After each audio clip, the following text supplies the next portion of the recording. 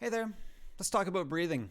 It's natural, it's respiration. We all do it, but sometimes it's really annoying when it's right in your face or through your headphones in this case.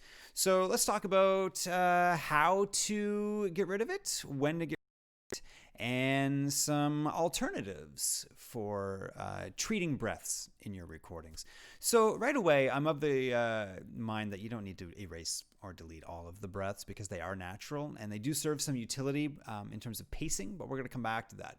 Right away, the exception to my personal rule is no breaths at the start of clips. I don't like starting a clip with a breath. There's really no need to have your script throw to your expert or your subject in your piece, and then the first thing you hear from Joe Schmo is, right? We don't need that. So let's go into the editor, and before it even goes to the multi-track, I would isolate my clip. If there's a breath at the start, I'm deleting that right away. So that's easy. That took 2 keystrokes in 5 seconds, but over a 20-minute piece, that's very labor intensive. So either settle in and do it a million times and get really fast at it, but it's a lot of work for very little value. So you're not removing breaths for timing.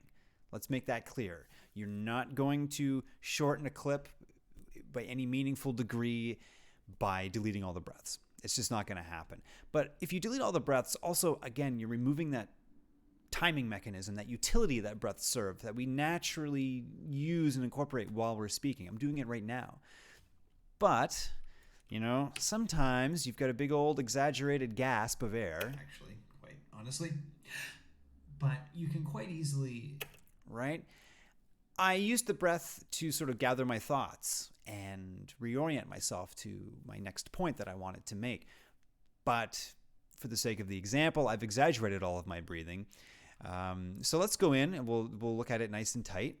And this works best if you have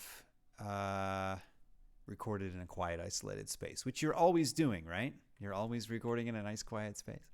So let's turn that down just a little bit. Now notice I've highlighted the tail. So I start tight on the breath and then I highlight up to the next bit of speech. That's up to you, and this may not work. I'm going to play it back and hear what it sounds like. But again, each situation is different. Sometimes you'll highlight that breath really tight. But all I did is use the floating volume control in the editor to turn the breath down. Actually, quite honestly. But you can quite easily. Yeah, that works for me. That works totally fine.